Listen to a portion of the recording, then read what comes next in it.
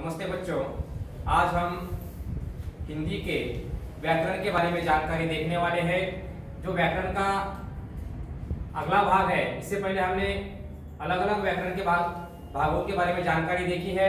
आज हम व्याकरण का जो हमारा नया भाग है विशेषण, इस भाग के बारे में हम जानकारी देखने वाले हैं। विशेषण के कुछ प्रकार भी हैं। हर एक प्रकार की व्याख्या देखकर उसकी जो कुछ भी उदाहरण हैं उनका उपयोग हम कैसा करना है, हमें इस सभी की जानकारी हम इस तासिका में देखने वाले हैं। तो बच्चों, सबसे पहले हम देखेंगे विशेषण किसे कहते हैं और विशेषण के कुछ उदाहरण भी है, वह भी हमें देखना है। सबसे पहले हम देखेंगे विशेषण किसे कहते हैं। तो चलो देखो, विशेषण जो शब्द संज्ञा या सर्वनाम की, जो शब्द संज्ञा या सर्वनाम की विशेषता बताता है उसे विशेषण कहते हैं। विशेषण की सबसे पहले व्याख्या देखो। जो शब्द संज्ञा या सर्वनाम की, एक आध वाक्य आपको आएगा, उस वाक्य में संज्ञा होगी या सर्वनाम होगी। संज्ञा या सर्वनाम दोनों में से कोई भी या दोनों भी हो सकता है। जो शब्द वाक्य में एक ऐसा शब्द आएगा जो संज्ञा या सर्वनाम की विशेषता बताता है उसे विशेषण कहते हैं। वाक्य में एक ऐसा शब्द आएगा जो शब्द संज्ञा हो या सर्वनाम हो, वो किस तरह से विशेष है ऐसा बताने वाला एक शब्द वाक्य में आता है, उसी शब्द को क्या कहा जाता है? विशेषण कहा जाता है। तो चलो एक उदाहरण, नमूना तौर पर हम एक उदाहरण देखेंगे। उस उदाहरण के माध्यम से किस तरह से हमें विशेषण के बारे में जानकारी बताई है। तो चलो पहला उदाहरण है, पुस्तक में सुंदर चित्र है। पुस्तक में सुंदर चित्र है, ऐसा एक उदाहरण है। तो हमें बताना है इस वाक्य में विशेषण कौन सा है। तो बच्चों इतना याद रखो, पहले हमने व्याख्या में देखा था जो शब्द संज्ञा या सर्वनाम की विशेषता बताता है। सबसे पहले आपको देखना होगा इस वाक्य में संज्ञा ही है क्या? हाँ, इस वाक्य में संज्ञा तो है। कौन कौन सी संज्ञा है? तो देखो, पुस्तक यह भी एक संज्ञा है, चित्र यह भी एक संज्ञा है। तो इस वाक्य में दो संज्ञाएं आई है। तो इस वाक्य में अब संज्ञा के बाद में सर्वनाम, अब हमें देखना है इस वाक्य में सर्वनाम आया है क्या? तो चलो देखते हैं सर्वनाम। इस वाक्य में सर्वनाम तो नहीं है, संज्ञा है। हमें उन्होंने बताया है जो शब्द संज्ञा या सर्वनाम की विशेषता बताता है, तो इस वाक्य में दो संज्ञाएं हैं।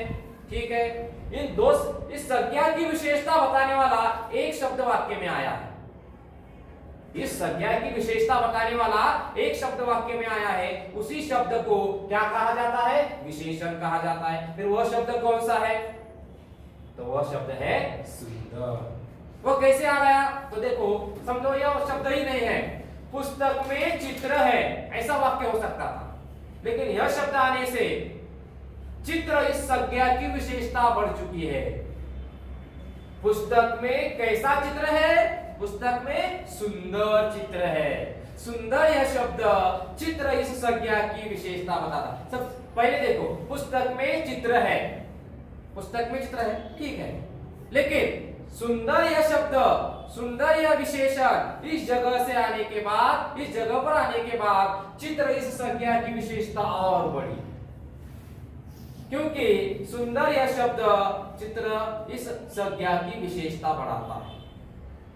अगर आपको किसी ने कहा पुस्तक में चित्र है, आप कहेंगे ठीक है। अगर किसी ने कहा बच्चों पुस्तक में एक सुंदर चित्र है, तो आप तुरंत निकाल कर देखते हैं, दिखते हैं कि नहीं? वैसा ही यहाँ पर चित्र तो है, लेकिन कैसा है? सुंदर चित्र है। इसीलिए सुंदर यह शब्द चित्र इस संज्ञा की विशेषता बढ़ाता है, इसीलिए उसी को क्या कहा जाता है?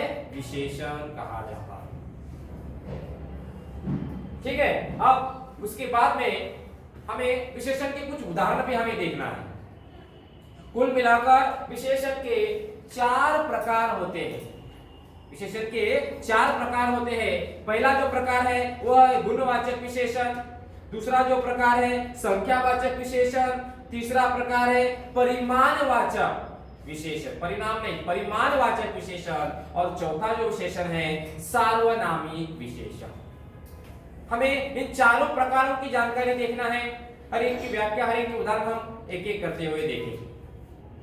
पहला गुणवाचक, दूसरा संख्यावाचक, तीसरा परिमाणवाचक और जो चौथा है वह है सार्वनामिक विशेषण। इन चार विशेषणों की हमें एक एक करते हुए जानकारी देखना है। सबसे पहले हम देखेंगे, देखो विशेषण के प्रकार। इन विशेषणों में पहला जो प्रकार है वह कौन सा प्रकार है? गुणवाचक विशेषण। इसके नाम में इसका अर्थ है गुण वाचक विशेषण, गुणवाचक विशेषण। पहले हम इसकी व्याख्या देखेंगे, व्याख्या के बाद में इसके हम कुछ उदाहरण देखेंगे। तो देखो गुणवाचक विशेषण की व्याख्या, जिस विशेषण से, ठीक से देखो, जिस विशेषण से संज्ञा या सर्वनाम के गुणों का बोध होता है उसे गुणवाचक विशेषण कहते हैं। ध्यान से आपको देखना होगा, क्या कहा है? वाक्य में एक ऐसा विशेषण आएगा जो संज्ञा या सर्वनाम के गुणों का हमें बोध कराता है। जिस विशेषण से संज्ञा या सर्वनाम के गुणों का बोध होता है उसे गुणवाचक विशेषण कहते हैं। वाक्य में एक ऐसा विशेषण आएगा जो संज्ञा या सर्वनाम के कौन से गुण हैं ऐसा बताएगा, बताने वाला जो शब्द वाक्य में आता है उसी शब्द को क्या कहा जाता है? गुणवाचक विशेषण। संज्ञा या सर्वनाम के गुण कौन से हैं, गुणों का हमें बोध कराता है, यह संज्ञा और सर्वनाम में यह गुण है ऐसा बताने वाला एक शब्द वाक्य में आता है, उसी शब्द को क्या कहा जाता है? गुणवाचक विशेषण कहा जाता है। तो चलो सबसे पहले इसके हम कुछ उदाहरण देखेंगे। पहला उदाहरण है, देखो, उल्लू बुद्धिमान पक्षी है। उल्लू यानी क्या? मराठी में हम उसको घुबड़ कहते हैं। उल्लू बुद्धिमान पक्षी है। सबसे पहले इस वाक्य में संज्ञा या सर्वनाम कौन से है वो आपको ढूंढना है।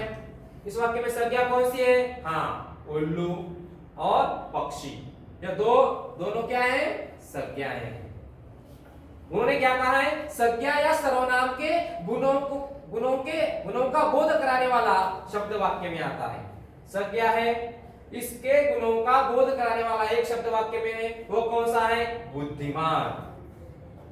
उल्लू पक्षी है। उल्लू कैसा पक्षी है? बुद्धिमान पक्षी है। यानी बुद्धिमान होना यह उल्लू का क्या है? गुण है।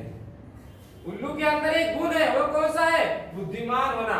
उल्लू पक्षी तो है, लेकिन कैसा पक्षी है? वह बुद्धिमान पक्षी है। बुद्धिमान होना उस उल्लू का एक गुण है। इसीलिए इस वाक्य में बुद्धिमान यह गुणवाचक विशेषण कहलाता है।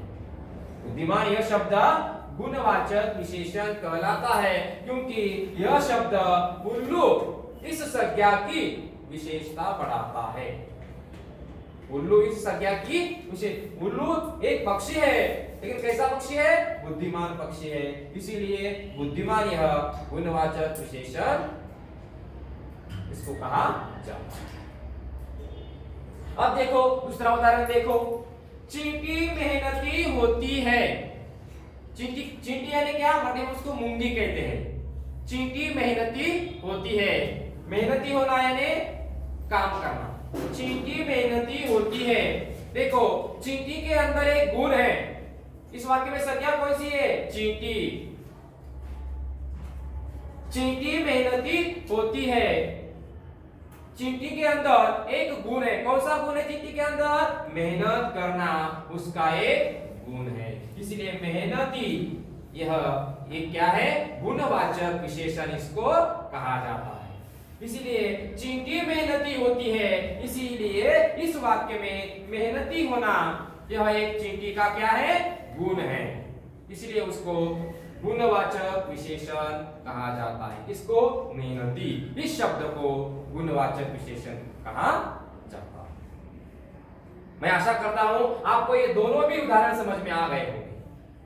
अब विशेषण का जो अगला प्रकार है, दूसरा प्रकार उस प्रकार के बारे में हम जानकारी देखेंगे। वह दूसरा जो प्रकार है वह है संख्यावाचक विशेषण। दूसरा प्रकार का नाम क्या है? संख्यावाचक विशेषण। यह बहुत ही आसान है यह भी प्रकार। इसके नाम में ही संख्यावाचक, वाक्य में जो कोई भी संख्या आती है वही संख्यावाचक विशेषण होता है। संख्यावाचक विशेषण, सबसे पहले हम इसकी व्याख्या देखेंगे। जिस विशेषण से संज्ञा या सर्वनाम की, देखो वाक्य में एक विशेषण आएगा, जिस विशेषण से संज्ञा या सर्वनाम की संख्या का बोध होता है उसे संख्यावाचक विशेषण कहा जाता है। बहुत ही आसान है। जिस विशेषण से संज्ञा या सर्वनाम की संख्या का बोध होता है, वाक्य में एक संज्ञा या सर्वनाम आएगी, वाक्य में एक संज्ञा या सर्वनाम आएगा, वह कितनी है, वह कितना है ऐसा बताने वाला, उसकी संख्या कितनी है ऐसा बताने वाला एक शब्द वाक्य में आता है, उसी शब्द को क्या कहा जाता है?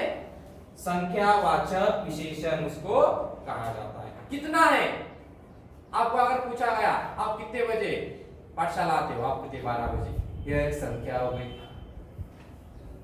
आप कितने बजे आओगे? 2 बजे आओगे, ये संख्या है। यानी अलग अलग आपके मुंह से चला जाता है। वैसे ही यहाँ पर कुछ उदाहरण भी दिए गए हैं, वह हमें उदाहरण देखना है। देखो पहला उदाहरण, मेरी गुल्लक में 10 रुपए है। गुल्लक यानी क्या? पॉकेट। मेरी गुल्लक में 10 रुपए है। देखो उन्होंने क्या कहा है? संज्ञा या सर्वनाम के, जिस विशेषण से संज्ञा या सर्वनाम की संख्या का बोध होता हो, यह भी एक संज्ञा है, सर्वनाम भी है। यानी इस संज्ञा के संख्या का बोध कराने वाला एक शब्द वाक्य में आया है। वो कौन सा शब्द है? देखो 10। मेरी गुल्लक में कितने रुपए हैं? 10 रुपए है। कितने रुपए है? 10। 10 यह शब्द एक संख्या का बोध हमें कराता है। मेरी गुल्लक में रुपए है, कितने रुपए है? 10। 10 यह संख्या का 10 यह शब्द संख्या का हमें बोध कराता है, इसीलिए वह संख्यावाचक विशेषण कहलाता है। इसलिए वह संख्यावाचक विशेषण कहलाता है। अब अगला उदाहरण देखो। अगला उदाहरण देखो, मैं 5 बजे स्कूल से लौटूंगा। देखो मैं 5 बजे स्कूल से लौटूंगा। इस वाक्य में सर्वनाम कौन सा है? मैं 5 बजे स्कूल से लौटूंगा। कितने बजे? 5। 5 यह शब्द एक संख्या का हमें बोध कराता है। संज्ञा या सर्वनाम के संख्या का बोध हमें कराता है, इसलिए 5 यह शब्द संख्यावाचक विशेषण यहाँ पर कहलाता है। मैं 5 बजे स्कूल से लौटूंगा। कितने बजे स्कूल से लौटूंगा? 5। इस वाक्य में मैं यह सर्वनाम है और 5 यह एक संख्यावाचक विशेषण यहाँ पर कहलाता है। तो बच्चों इस प्रकारों में पहला प्रकार है गुणवाचक विशेषण, दूसरा प्रकार है संख्यावाचक विशेषण। इन दो प्रकारों के और उनके उदाहरणों के बारे में हमने जानकारी देखी है। अब इसके बाद में अब जो तीसरा प्रकार है वह भी अब हमें देखना है। तो चलो हम तीसरे प्रकार के बारे में हम जानकारी देखेंगे। ठीक है, तो बच्चों हमने दो प्रकार अभी देखे हैं। पहला प्रकार हमने देखा है गुणवाचक विशेषण, दूसरा प्रकार हमने देखा है संख्यावाचक विशेषण। अब हमें तीसरा जो प्रकार है वो हमें देखना है। तीसरा प्रकार है परिमाणवाचक विशेषण। परिणाम नहीं, परिमाण। परिमाण यानी क्या? मात्रा या माप। जैसे हम दुकान में जाते हैं और आधा किलो शक्कर दे दो, आधा किलो, यह एक परिमाण हो गया। हम दूध वाले के पास जाते हैं, हम एक वस्तु परिमाण में उस वस्तु को हम मांगते हैं, उसी को ही परिमाण कहा जाता है। परिमाणवाचक विशेषण परिमाण यानी क्या? देखो, जिस विशेषण से संज्ञा के मात्रा या माप का बोध होता है उसे परिमाणवाचक विशेषण कहते हैं। एकाध संज्ञा या सर्वनाम के मात्रा कितनी है या उसका माप कितना है ऐसा बताने वाला जो शब्द वाक्य में आता है, एकाध संज्ञा या एकाध सर्वनाम कितना है, कम है, ज्यादा है, कितना है, उसका मात्रा या उसका माप बताने वाला जो शब्द वाक्य में आता है उसी शब्द को क्या कहा जाता है? परिमाणवाचक विशेषण उसी को कहा जाता है। यानी संज्ञा के मात्रा या माप को ही क्या कहा जाता है? परिमाणवाचक विशेषण। इसके कुछ उदाहरण भी हमें देखना है। इसके कुछ उदाहरण हम देखेंगे। सबसे पहले याद रखो, संज्ञा या सर्वनाम के मात्रा या माप वो कितना है ऐसा बताने वाला एक शब्द वाक्य में आता है, उसी को ही मात्रा या माप कहा जाता है, उसी शब्द को परिमाणवाचक विशेषण कहा जाता है। इतना आपको याद रखना है। एक उदाहरण देखेंगे, उसके बाद में आपको समझ में आएगा। देखो, उदाहरण के तौर पर पहला उदाहरण देखो, हमारे देश ने बहुत उन्नति की है। उन्नति करना यानी प्रगति करना। हमारा जो देश है, हमारे देश ने बहुत उन्नति की है। अगर ऐसा वाक्य होता, हमारे देश ने उन्नति की है, लेकिन इस वाक्य में देखो, देश यह क्या है? संज्ञा है। देश यह क्या है? संज्ञा है। इसका मात्रा या माप बताने वाला, हमारे देश ने उन्नति की है। कितनी उन्नति की है? बहुत। देश ने कितने प्रमाण में, वो एक माप है, बहुत। बहुत यह क्या है? मात्रा या माप, यानी उसको एक परिमाण कहा जाता है। हम बता नहीं सकते कितनी की है, लेकिन यह एक परिमाण है। यानी देश इस संज्ञा का परिमाण बताने वाला यह एक शब्द है। यानी हमारे देश ने बहुत उन्नति की है। यानी बहुत यह शब्द हमें क्या, एक परिमाण इसको कहा जाता है। देश ने तो उन्नति की है, कितनी की है पता नहीं, बहुत। बहुत यह शब्द एक क्या है? परिमाण है, मात्रा या माप उसका हम कहते हैं, इसीलिए उसको परिमाणवाचक विशेषण इस शब्द को कहा जाता है। थोड़ी, बहुत, कम, ज्यादा, यह शब्द क्या है? परिमाणवाचक विशेषण है। उसमें से बहुत यह भी एक शब्द है। अब देखो दूसरा उदाहरण कौन सा है? इस साल कम बारिश हुई। इस साल कम बारिश हुई। इस साल तो बारिश हुई है, लेकिन कितनी हुई है? कम। यह एक सर्वनाम है। जिस विशेषण से संज्ञा या सर्वनाम के मात्रा या माप का हमें बोध होता हो। इस साल तो बारिश हुई है, लेकिन कितनी? कम। कम यह शब्द एक परिमाण है, एक परिमाण बताता है। हुई है बारिश, थोड़ी, कम, ज्यादा, लेकिन कम यह शब्द हमें क्या, इस साल कितनी बारिश हुई इसका एक परिमाण हमें बताता है, माप हमें वो बताता है। यानी कम यह शब्द परिमाणवाचक विशेषण यहाँ पर कहलाता है। ठीक है। अब देखो, ये दो उदाहरण हो गए। अब जो चौथा और आखिरी जो प्रकार है विशेषण का, उस प्रकार का नाम है, वह है सार्वनामिक विशेषण। कौन सा प्रकार है? सार्वनामिक विशेषण। उसके नाम में इसका अर्थ छिपा हुआ है। सर्वनाम, सार्वनामी है क्या? नहीं, सर्वनाम यानी सार्वनामी।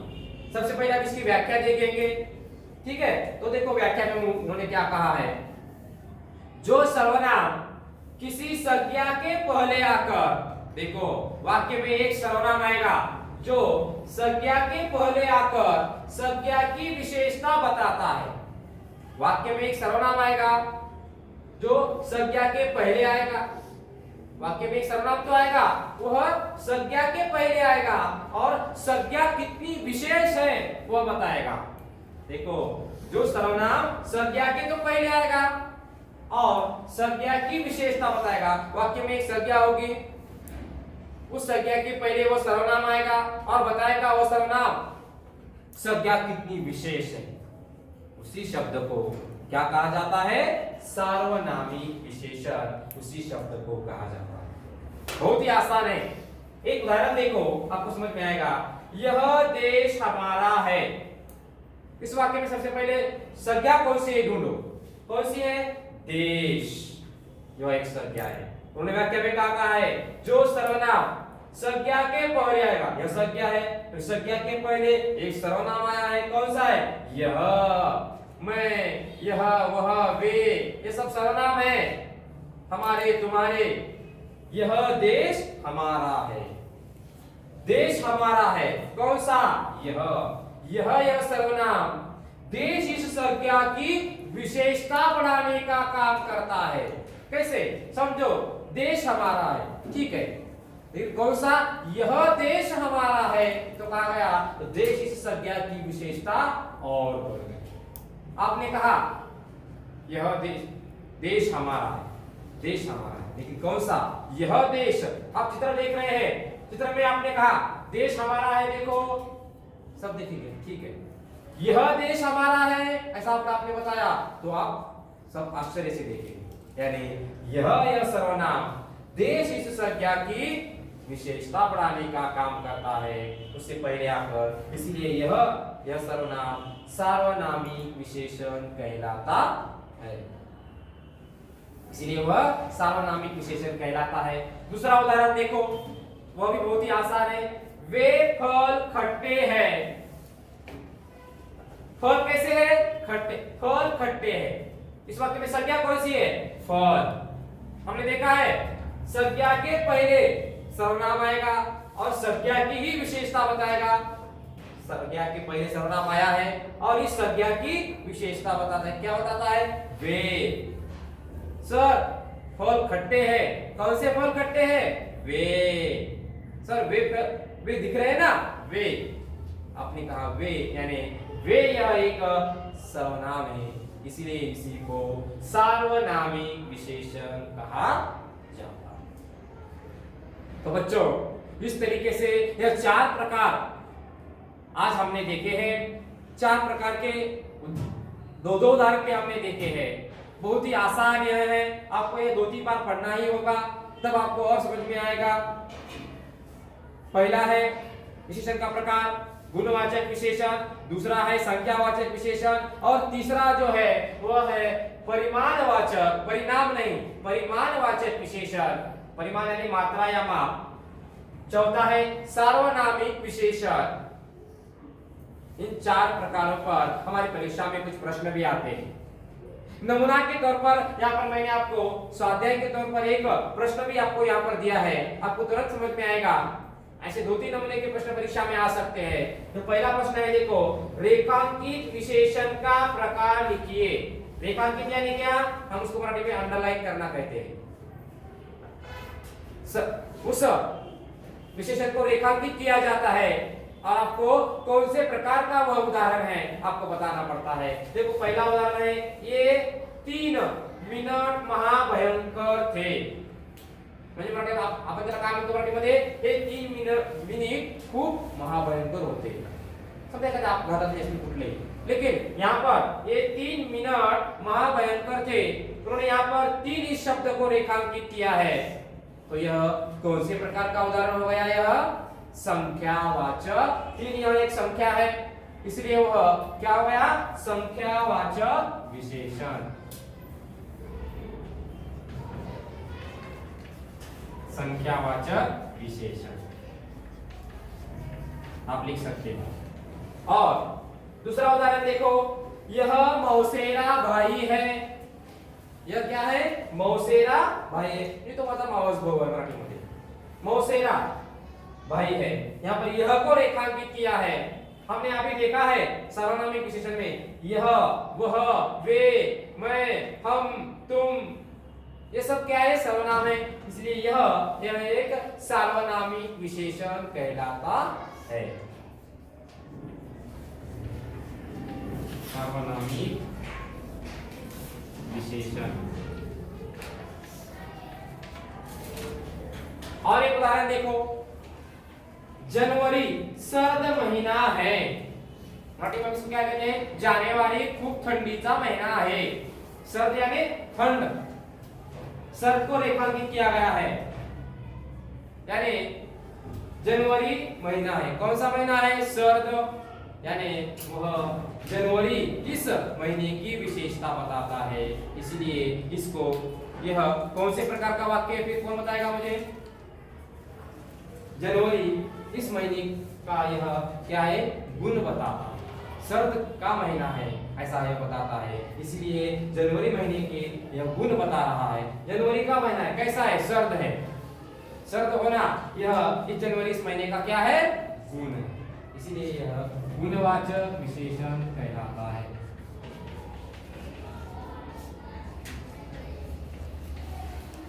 यह गुणवाचक विशेषण का प्रकार है। इस तरीके से और एक दो तीन प्रश्न परीक्षा में अलग अलग आ सकते हैं, वो भी आपको ध्यानपूर्वक देखना है। यह सब एक बार पढ़ना है, चारों प्रकार, उनके अलग अलग उदाहरण भी आपको पढ़ने हैं और पढ़ाई भी करनी है। आशा करता हूं बच्चों आप सभी को यह जो व्याकरण का जो भाग है, विशेषण और उसके प्रकार, इन सभी की जानकारी आपको अच्छी तरीके से समझ में आ गई होगी और एक दो बार आपको यह पढ़ना है, उसी के साथ उसका पठन भी आपको करना है। ठीक है, धन्यवाद।